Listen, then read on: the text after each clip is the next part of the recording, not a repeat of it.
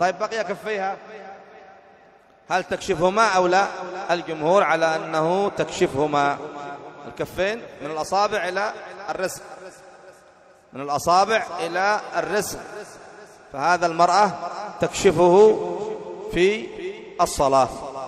إذن تكشف الوجه وتكشف الكفين. بقي القدمان، هذا سيأتي إن شاء الله في حديث أم سلمة. بقي القدمان، هل تكشفهما في الصلاة؟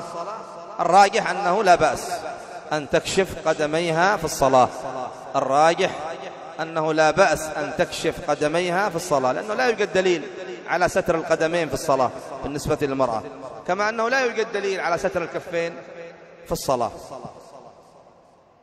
فإذن لها أن تكشف وجهها، وهذا بالإجماع، وهكذا تكشف كفيها، وهذا قول أكثر أهل العلم، ولها أن تكشف أيضا قدميها، وهذا قول لبعض أهل العلم اختاره شيخ الإسلام ابن تيمية، وسيأتي إن شاء الله في حديث أم سلمة.